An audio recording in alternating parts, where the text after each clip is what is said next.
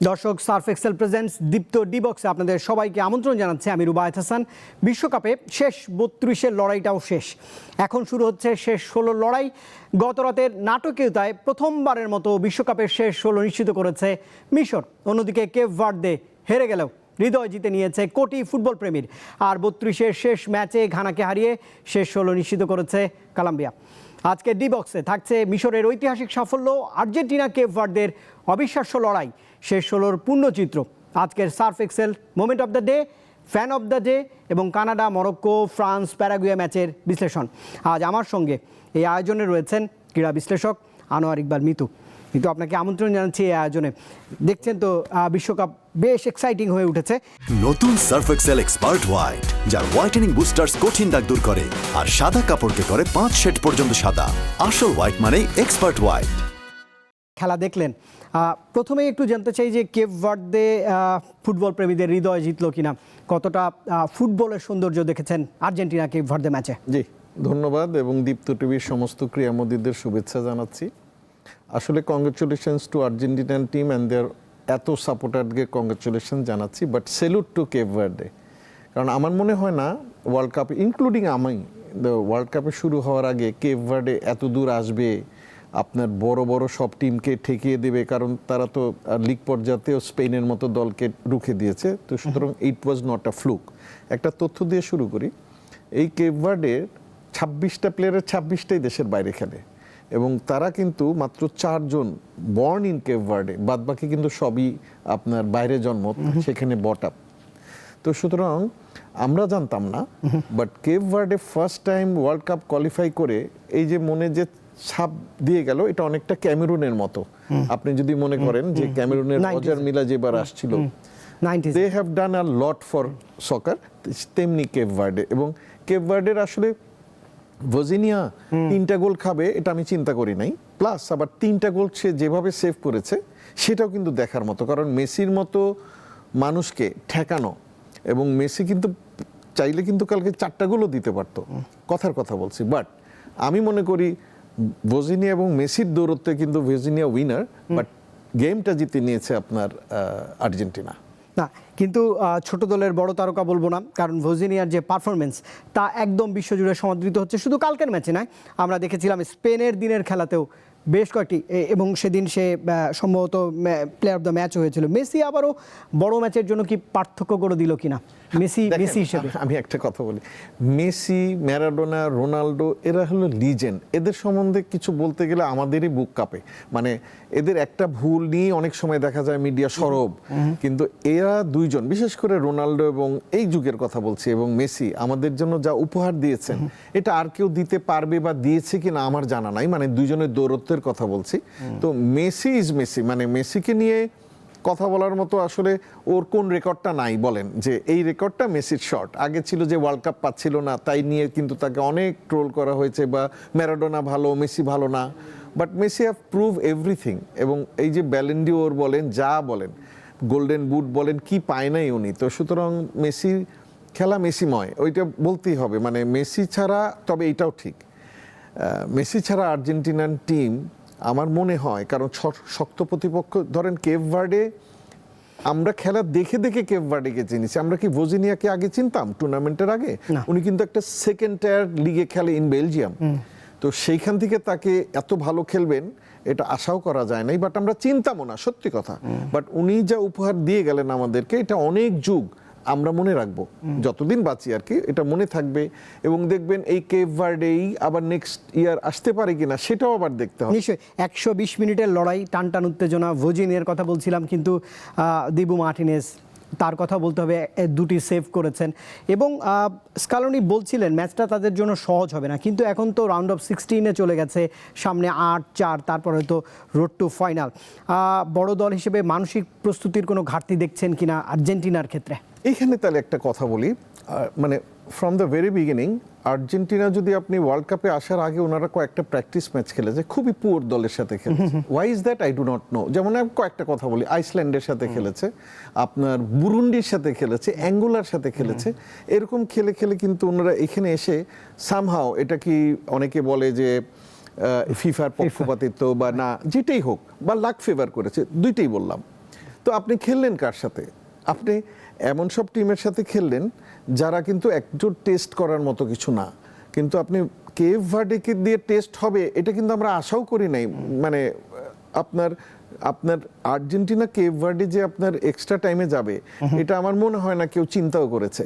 Normal টাইমে কিন্তু Argentina জিততে পারেনি, বাট এরপরে যেটা বললেন Egypt, it will B a piece of cake for Argentina. আমি এখনই বলে দিচ্ছি আপনাকে, ওনার একটা শক্ত প্রতিপক্ষ আসতে পারে সেমিফাইনালে, আদারওয়াইজ তাদেরকে ঠেকানোর মতো টিম এই গ্রুপে নাই। মানে এই সাইডের যে গ্রুপটা, এখানে কেউ আটকানোর মতো, কলম্বিয়া হয়তো বা ফাইট দিবে, বাট মাথায় রাখবেন মানে কোপা আমেরিকা থেকে শুরু করে আপনার বাছাই পর্বে মানে Argentina is super then them. মানে আপনার আর্জেন্টিনার আপনার কোপা আমেরিকার রেকর্ড দেখেন, 15টা টাইটেল। এক উরুগুয়েকে ছিল তাদের কাছাকাছি, তাদেরকেও টপকে গেছে। আর আপনার কোয়ালিফাইং রাউন্ডে তো তারা চ্যাম্পিয়নই হয়েছে, Colombia was mower 4th or 5th। তো সুতরাং ওইভাবে যদি চিন্তা করেন, ইজিপ্ট আপনি কিন্তু কেপ ভার্ডের থেকে ভালো দল না। রক্ষণশীলতার কথা বলছি আর কি, ওনাদের রক্ষণভাগ একেবারেই আপনার দুর্বল মোটামুটি। এবং কালকের অস্ট্রেলিয়ার ম্যাচেও সেটি ফুটে উঠেছে। আমরা সালাকে চিনি, সালা is one of the top player. তারপরে মারমুস আছে, ম্যানচেস্টার সিটিতে খেলে, he is also top player. কিন্তু এখনো তো ফিট না, পুরোপুরি আনফিট হয়ে গেছে। এখন এদের দিয়ে আপনি আর্জেন্টিনাকে ঠেকাতে পারবেন না, because they are the world champion. এবং বড় দল, আমি এটা ভাগ করে দিই অনেক সময় যে বড় দল আর ভালো দল। আর্জেন্টিনা যেমন বড় দল তেমন ভালো দলও। আবার বড় দল কিছু আপনার আছে যারা এখন আর আসতেও পারে না, যেমন ইটালি একটা বড় দল, আসতে পারে না, বাদ পড়ে গেছে, দেশ আর বড় দল। কিন্তু ভালো দল যদি বলেন তখন কিন্তু আরো অনেক টিম আছে। নিশ্চিতভাবে সবশেষ কেপ ভার্দে এবং আর্জেন্টিনার ম্যাচের যারা ফুটবল ভক্ত রয়েছেন বাংলাদেশের বা বিশ্ব জুড়ে, অনেকটাই চাপে তো ছিল তারা আর্জেন্টিনার এই খেলা দেখে। না, এখন এটা থেকে আমি আরো পরের ম্যাচ কেপ ভার্ডের সাথেও যদি চাপে থাকে, that is very difficult for them. কারণ এখন আপনারা কি গ্রুপ পর্বে এমন সব গেম খেলেছেন, এইরকম লাক ফেভার করা দল কিন্তু খুব কম আছে এই সাইনে। আপনি যদি একটু ওই পাশে যান, দেখেন তো ফ্রান্সকে যদি ধরে নেই যে তারা ফাইনালে আসতে পারে, ধরলাম আর কি, তা কার সাথে খেলতে হবে? মানে এক সাইডে দেখেন মরক্কো, হল্যান্ড, জার্মানি, তারপরে আপনার স্পেন, পর্তুগাল, বেলজিয়াম, আর কত বলবো এরকম। আর এদিকে যেমন ধরেন ব্রাজিলের জন্য কিন্তু আবার একটু অত ডিফিকাল্ট না, বিকজ আপনি কাপ জিততে আসছেন। আপনি ব্রাজিল, আর্জেন্টিনা এরা কি কাপ না জিতার জন্য আসে? They come for the cup. সুতরাং আপনার একটা টাফ টিম আপনার নাই। This is a mere good luck. আমি এটা বলতে পারবো না যে হ্যাঁ ফিফা এটা করেছে, তখন আবার আর্জেন্টিনার সাপোর্টাররা আমার উপর খেপবে। বাট আপনি যদি শক্ত প্রতিপক্ষের সাথে একটা দুইটা গেম না খেললেন, you are not tested yet. না, কিন্তু ইংল্যান্ড এবং নরওয়ে একটু হলেও চাপে রাখবে ব্রাজিল। এটা তো বলাই যায়। না, ব্রাজিলের কথা বলছি না আমি, আর্জেন্টিনার কথা। এই রাস্তাটা একদম স্মুথ। ব্রাজিল তো অবশ্যই আপনার next round. Japan was very, শুনেন, জাপান এবং মরক্কো এই দুইটা টিম আগে ট্রান্সফরমেশনে ছিল, এখন দে আর ট্রান্সফর্মড। এদেরকে ছোট টিমে যে অনেকে বলে হল্যান্ডার তো বাদ পড়ে গেছে, হ্যাঁ হল্যান্ডার আপনার ইসের র্যাঙ্কিং এ পার্থক্য 6 আর 7, হল্যান্ড এবং মরক্কো। আপনি আর মরক্কো গত বছর আপনার সেমিফাইনাল দেখিয়ে দিয়েছে যে হোয়াট টিম দে আর। তো মেজরিটি প্লেয়ার তাদের রয়ে গেছে ওইখানে। তো সুতরাং এটা will be very very interesting যে ব্রাজিল, নরওয়ে, আবার ব্রাজিলের সাথে পরের খেলায় যদি ওনারা জিতেন আইদার ইংল্যান্ড অথবা ইসের মধ্যে খেলা হবে। তো সুতরাং দে আর ইন টাফ গ্রুপ, বাট এই গ্রুপটা ইজিয়ার। আর ওদিকে তো সবই কঠিনের মধ্যে আছে, দেখা যাক কে আসে। নিশ্চয়ই। আমি দ্বিতীয় ম্যাচটার কথাতে যাই। সালার নেতৃত্বে 92 বছরের একটা অবসান কাটিয়ে শেষ 16তে গেছে মিশরের অর্জনগুলো কেমন? একদম 120 মিনিট পর্যন্ত ফাইট করতে হয়েছে অস্ট্রেলিয়ার মতো দলের সঙ্গে, এবং তারপর টাইব্রেক। দেখেন অস্ট্রেলিয়া কিন্তু খুব পেসি একটা টিম। মানে যত কটা টিমের আমি খেলা দেখেছি, যেমন জাপান, সাউথ কোরিয়া, অস্ট্রেলিয়া, এরা কিন্তু স্পিডের উপর বেস করে খেলে। এবং আপনি কিন্তু ওই একই জিনিস বলবো এখানে, ইট ওয়াজ 50-50। টাইব্রেকার মানেই তো হচ্ছে টাইটা ব্রেক করা। তো এখন লাক হোক ডিসফেভারে লাক হোক, আপনার একজনকে উইনার করতেই হবে। যেমন আমি যেটা মনে করি, ইজিপ্টের অর্জন কিন্তু হয়ে গেছে, কারণ এই যে আপনি বললেন 92 ইয়ার্সের তাদের হিস্ট্রির মধ্যে এই প্রথম কিন্তু তারা এত বড় রাউন্ডে আসলো। কিন্তু এখানে রাউন্ডটা মনে রাখতে হবে, এবারে কিন্তু একটা রাউন্ড বেশি। বিকজ অফ আপনার 48 গ্রুপ। আগে কিন্তু এরা তাহলে আসতো না, কিন্তু এই যে প্যারাগুয়ে কি উঠতে পারতো যদি এই সময় আপনার আগের ইকুয়েশনে যদি থাকতাম, তখন কিন্তু আসতে পারতো না। একমাত্র দেখেন প্যারাগুয়ে কিন্তু থার্ড টিম হিসাবে উঠে এসছে, আর কোনো টিম কিন্তু আসে নাই, খেয়াল করেন। তো যাই হোক, তো এখন ইজিপ্টের অর্জন অবশ্যই ভালো বলতেই হবে তাদেরকে। আর গেম জিতলেই যে সে ভালো, গেম হারলে খারাপ, এরকমটা আমি কখনো দেখি না।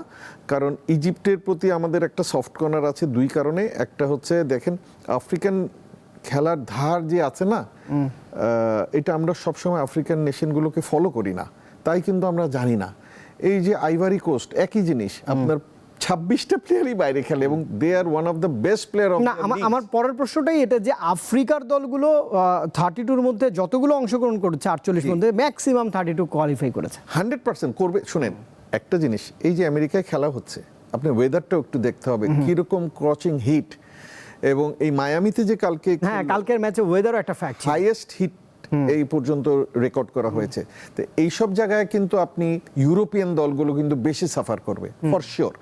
বাট আপনি যদি নর্থ আমেরিকান ধরেন আর আপনার আফ্রিকান টিম, এবং আফ্রিকান দলের আগের যেটা ছিল এখন সেটা মিসিং। তারা চেষ্টা করতো যে 1 শটে 2 গোল হয় কিনা, মানে কাছে গিয়ে এমন জোরে শট নেয় যে সেটা বারের উপর থেকে বের হয়ে যায়। বাট এখন দেখবেন, যেমন কয়েকটা প্লেয়ারের নামই বলে দিই, যেমন ইয়ান ডিওমান্ডে, আপনার একজন Ivory Coast player, he plays for RB Leipzig in আপনার জার্মানি, কিন্তু তাকে 100 মিলিয়ন পাউন্ড অফার করা হয়েছে লিভারপুলের জন্য, বাট রিজেক্টেড, কারণ সে নিজে যেতে চাচ্ছে হলো পিএসজিতে। তো এরকম প্লেয়ার ভুরি ভুরি আফ্রিকান টিমে রয়ে গেছে। তো যেমন ঘানা কিন্তু লাস্ট 5-6 ইয়ার্সে আস্তে আস্তে কিন্তু তারা পিছিয়ে গেছে। সেই তুলনায় দেখবেন আইভারি কোস্ট, সেনেগাল, তারপর মরক্কো এবং এই যে কেপ ভার্ডে, এরা কিন্তু উপরে উঠে এসছে। তো সুতরাং আপনার আফ্রিকান টিমগুলোর এনার্জি প্লাস তাদের tactics, everything is change. And আমার তো মনে হয় নিয়ার ফিউচারে আফ্রিকান কোনো টিম ফাইনাল খেলবে। নিশ্চয়ই। ইজিপ্টের খেলা দেখে মনে হয়েছে যে যেহেতু প্রতিপক্ষকে পেয়েছে বড় দল, একদম ডিফেন্ডিং চ্যাম্পিয়ন আর্জেন্টিনাকে পাবে, কিন্তু একটু তো কমেন্টস করতেই হবে যে আর্জেন্টিনার জন্য আন্ডারডগ হিসেবে মিশর চাপ প্রয়োগ করতে পারবে কিনা, ওই ম্যাচটা সম্পর্কে একটু যদি বলতেন, দেখেন কেমন হবে? ওয়ার্ল্ড কাপে যারা খেলতে আসে সবাই কিন্তু, যে একটা উদাহরণ দিয়ে বলি, যেমন কোরাসাও যখন ফার্স্টে জার্মানির সাথে 7 গোল খেলো, সবাই ভাবলে আল্লাহ এটা কোন দল কি, দেখেন পরের খেলায় কিন্তু ইকুয়েডরের সাথে ড্র, এবং কোরাসাও কিন্তু পরের খেলা খুব বেশি গোলে কিন্তু হারে নাই। আপনি দেখবেন এই রাউন্ডেও অ্যাপার্ট ফ্রম ফ্রান্স আর স্পেন, সবাই কিন্তু আপনার 1-2-1, 1-0, টাইব্রেকার এইভাবেই কিন্তু জিতে আসছে। খেয়াল করেন, শুধুমাত্র 2টা গেম, ফ্রান্স এবং স্পেনের খেলাটা, এটা 3-0, আদারওয়াইজ সবই কিন্তু কন্টেস্টেড। তো সুতরাং আমার তো মনে হয় একটু তো খেলতেই আসছে তারা, বাট ইট উইল বি আপনার 2-0 আর 3-1 এরকম, এর বেশি ইজিপ্টের পক্ষে আর্জেন্টিনাকে ঠেকানো সম্ভব না। নিশ্চয়ই। গতকালের আরেকটি ম্যাচ কলম্বিয়া এবং ঘানা 1-0-তে শেষ করেছে। জন আরিয়াসের জয়সূচক গোল ছিল। কলম্বিয়া কতটা নীরবে, আমি খেলা দেখছিলাম, কলম্বিয়ার রাউন্ডে খেলা দেখছিলাম, অত্যন্ত শক্তিশালী দল, এটা তো বলাই যায় যে ওই ঘরানার ফুটবল খেলে আর্জেন্টিনা, ব্রাজিলের ঘরানার। অফকোর্স, কারণ আছে এখানে আপনার আবার ওয়ার্ল্ড ক্লাস কিছু প্লেয়ার আছে। লুইস সুয়ারেজ, মানে এটা সেই উরুগুয়ের লুইস সুয়ারেজ না, এদের লুইস ডিয়াজ আছে। তো সুতরাং এইরা তো টপ প্লেয়ার, এবং লুইস ডিয়াজের যদি পারফরমেন্স আপনি বায়ার্ন মিউনিখে দেখেন, সেকেন্ড টু ওই আপনার অলিসি, মানে মাইকেল অলিসির পরেই কিন্তু লুইস ডিয়াজ, মানে আর হ্যারি কেইন, এই তিনজনই কিন্তু আপনার বায়ার্ন মিউনিখের এবার আপনার লিগ টাইটেল পাওয়ার ক্ষেত্রে অনেক অনেক হেল্প করেছে। সুতরাং Colombia will give a fight to Argentina if আমাদের হিসাব মতো যায়। আর আগে ভাগে কিছু হয়ে গেল তো সেটা বলা যাবে না, কারণ ফুটবল ক্রিকেটের মতো তো অনিশ্চয়তার মতো খেলা না। একদম অফ ডে যদি আপনার না যায়, আপনি যদি একদম বাজে না খেলেন, তাহলে আমরা যেভাবে বলেছি ওইভাবেই হওয়ার কথা। কারণ আপনি দেখেন না, রাউন্ড অফ 16-এ কারা উঠলো, আবারও বলি, একমাত্র জার্মানি বাদে সব বড় টিমই আসছে, মানে যাদের যাদের আসার কথা তারাই আসছে। এখন যেহেতু রাউন্ড আপনি বাড়িয়ে দিয়েছেন দলগুলো, সেই কারণে আপনার ধরেন আলজেরিয়া, ইজিপ্ট, তারপরে এরা কিন্তু ঢুকেছে। এই তো নেদারল্যান্ডস এবং জার্মানির জন্য হার্ড লাক। কিন্তু একটা বিষয়, যেমনটা আফ্রিকান দলগুলোর খেলা আপনি প্রজেকশন করছিলেন, ল্যাতিন আমেরিকার দলগুলো কতটা ধারাবাহিক এই ওয়ার্ল্ড কাপে? আচ্ছা, আমি বলি, আমি তো ধরেন কোপা ফলো করি, কোয়ালিফাইংও ফলো করি। আপনাকে একটা উদাহরণ দেই, যেমন এই যে ইকুয়েডর বের হয়ে গেল, ইকুয়েডরকে বলে এটা কোনো টিম না, অমুক না। এবার আসেন ওই গ্রুপ থেকে, মানে ল্যাটিন আমেরিকান গ্রুপ থেকে আর্জেন্টিনা তো চ্যাম্পিয়ন হলো, ব্রাজিল হয়েছিল থার্ড, তো ইকুয়েডর কি সেকেন্ড, এবং 18টা গেমে 18 গেমস মাত্র 5টা গোল কনসিড করেছে, ওনলি 5, এবং they have played bad in this world cup. সেই তুলনায় যেমন ওরা এখানে যখন আসলো প্রথম খেলাটা হারলো আইভারি কোস্টের সাথে 92 মিনিটসে গোল খেয়ে, তাই তো? তার আগ পর্যন্ত তারা 22টা খেলায় কিন্তু আপনার আনবিটেন। তো এই দলটাকে আমি মনে করেছিলাম যে বেশি দূর যাবে, বাট আলটিমেটলি দেখা গেল তারা হ্যাঁ জার্মানিকে হারিয়েছে, ঠিক আছে, that is okay, but other গেমগুলো তারা আপ টু দ্য মার্ক খেলতে পারে নাই। তো সুতরাং আপনার আমি তো মনে করি, আর ল্যাটিন আমেরিকা বলতেই বোঝায় কিন্তু দুইটা দলকেই, that is Brazil and Argentina. কারণ কি, উরুগুয়ে একসময় খুব ভালো টিম ছিল, কিন্তু সামহাও তারা কিন্তু কোয়ার্টার ফাইনাল, সেমিফাইনালেও যেতে পারে না, এবং দেখেন এবার কিন্তু আসতেই পারলো না। তো উরুগুয়ের কিন্তু ভালো ভালো প্লেয়ার আছে, বাট আই ডোন্ট নো তাদের মধ্যে কম্বিনেশন হয় কি হয় না, বা কেন পারে না, এইটা তো কোচ বলতে পারবে। বাট আমি যতখানি ফলো করি যে আপনার এই আর্জেন্টিনা, ব্রাজিল, ইকুয়েডর, কলম্বিয়া, এই কয়টা টিমই কিন্তু ভালো ছিল, সাথে উরুগুয়ে। তো এখন উরুগুয়ে তো আপনার 2বারের ওয়ার্ল্ড চ্যাম্পিয়ন, এখন এদের কি বড় টিম বলা যাবে বা ভালো টিম বলা যাবে? যাবে না কিন্তু। নতুন সার্ফ এক্সেল এক্সপার্ট হোয়াইট, যার হোয়াইটেনিং বুস্টার্স কঠিন দাগ দূর করে আর সাদা কাপড়কে করে 5 শেড পর্যন্ত সাদা। আসল হোয়াইট মানে এক্সপার্ট হোয়াইট। ছোট্ট একটু রিয়াকশন নিব। গোলগুলো দেখলেন, পেনাল্টি শুট আউটটাও দেখলেন অস্ট্রেলিয়ার সঙ্গে ইজিপ্টের, এবং কাবো ভার্দের যে খেলার যে 2টি গোল, সেই গোলগুলো কেমন ছিল? আচ্ছা, আমি তাহলে আগে পেনাল্টিটা শেষ করে দিই। দেখেন, পেনাল্টিটা সবসময় হচ্ছে আপনার নার্ভের খেলা, যে নার্ভটা ধরে রাখতে পারবে সেই জিতবে। এবং আপনি দেখেন অস্ট্রেলিয়া 1 মিনিট আগে গোলকিপার চেঞ্জ করেও, হ্যাঁ, এই জিনিসগুলো আবার একটু বোকামি। মানে আপনি শুধু পেনাল্টি কি ঠেকাবেন, দেখেন পেনাল্টিটাই লাক, আপনি যারা নেবে তাদের ভুলেই সবকিছু হয়। হ্যাঁ, গোলকিপারের আমরা যেমন একটা উদাহরণ দিয়ে বলি, যেমন জার্মানি যেটা হারলো, সবাই বলতেছে গিল খুব ভালো করছে, খুব ভালো করছে। আচ্ছা দেখেন, লাস্ট পেনাল্টি যেটা মিস করলো, ওটা গোল হয়ে গেলে কিন্তু জার্মানি জিতে, তাই তো? গোলকিপার দেখবেন একদম উল্টা দিকে লাফ দিয়েছে, তার হলো মাথা মোটা, ও উপর দিয়ে মেরে দিয়েছে অন্য সাইডে, কিন্তু আস্তে ঠেলে দিলেই হয়। তো এখানে কি গোলকিপারের কোনো ছিল না। তো অনেক সময় থাকে, যেমন গোকোচিয়া ছিল, তারপরে আপনার এরা কিন্তু হলো আপনার পেনাল্টি সেভার। এখন উনি কতখানি সেভ করতো এটা আমার জানা নাই। আর এইবার চলে আসে আর্জেন্টিনা কেপ ভার্ডের গোলের কথা বলছেন, আমার তো মনে হয় সেকেন্ড গোলটা যেটা কেপ ভার্ডে, এটা ওয়ান অফ দ্য টপ গোল হবে এইখানকার। এবং শুধু তা না, ফার্স্ট গোলটাও কিন্তু চমৎকার ছিল, মেসির গোলটাও ভালো ছিল, সেকেন্ড গোল যে আর্জেন্টিনা করেছে সেটাও কিন্তু ভালো ছিল। বাট আপনি একটা খেয়াল করবেন, 3 গোল খাওয়ার পরেও কিন্তু কেপ ভার্ডে ডিফেন্সিভে যায় নাই, এবং ওই একই প্লেয়ার আপনার সিডনি লোপেজ, ও কিন্তু আপনার একটা ফ্রি কিক নিয়েছিল, ওইটা মার্টিনেজ না হয়ে অন্য যে কোনো গোলকিপার থাকে একদম গোল কনসিড করতো, এবং ও যেহেতু টল, আমি দেখেছি ওর হাতের সাথে লেগে বারের একটু উপর দিয়ে ওই গোলটা অন্য যে কোনো গোলকিপার খেয়ে যেত। অন্যদিকে ভোজিনাও একটা কুইক রিয়াকশনে মেসির বল ঠেকিয়ে দিয়েছে। আমি বললাম যে আরো 3টা গোল মেসি করতে পারতো, এর জন্য আমি কথাটা আগে বলে দিয়েছি। নতুন সার্ফ এক্সেল এক্সপার্ট হোয়াইট, যার হোয়াইটেনিং বুস্টার্স কঠিন দাগ দূর করে আর সাদা কাপড়কে করে 5 শেড পর্যন্ত সাদা। আসল হোয়াইট মানে এক্সপার্ট হোয়াইট। দর্শক, এই মুহূর্তে বিশ্বকাপ শুরুর মাঠের লড়াই, এটি কোটি মানুষের আবেগেরও একটি নাম। আর আজকে surf excel fan of the day একটু দেখে আসতে চাই ঝিনাইদহে আর্জেন্টিনার সমর্থকদের বর্ণাঢ্য শোভাযাত্রা, যেখানে 500 ফুট দীর্ঘ আর্জেন্টিনার পতাকা নিয়ে নেমেছিলেন হাজারো ফুটবল ভক্ত। ফুটবল বিশ্বকাপের উন্মাদনা ছড়িয়ে পড়েছে দেশের এক প্রান্ত থেকে অন্য প্রান্তে। নজর কেড়েছে ঝিনাইদহের আর্জেন্টিনা সমর্থকদের আয়োজন। আর্জেন্টিনা ফ্যান ক্লাব ঝিনাইদহের উদ্যোগে 500 ফুট দীর্ঘ আর্জেন্টিনার বিশাল পতাকা নিয়ে বের করা হয় বর্ণাঢ্য শোভাযাত্রা। শহরের কেন্দ্রীয় শহীদ মিনার চত্বর থেকে শুরু হওয়া এই শোভাযাত্রা শহরের গুরুত্বপূর্ণ সড়ক প্রদক্ষিণ করে নতুন ধোপাঘাটা ব্রিজ এলাকায় গিয়ে শেষ হয়। নীল সাদা পতাকার ঢেউ আর হাজারো সমর্থকের উচ্ছ্বাসে পুরো শহর যেন রূপ নেয় এক টুকরো আর্জেন্টিনায়।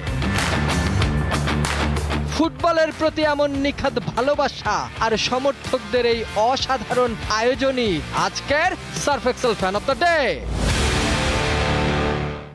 দর্শক, আবার আলোচনায় ফিরছি। আমার সঙ্গে রয়েছেন আনোয়ার ইকবাল মিতু, ক্রীড়া বিশ্লেষক।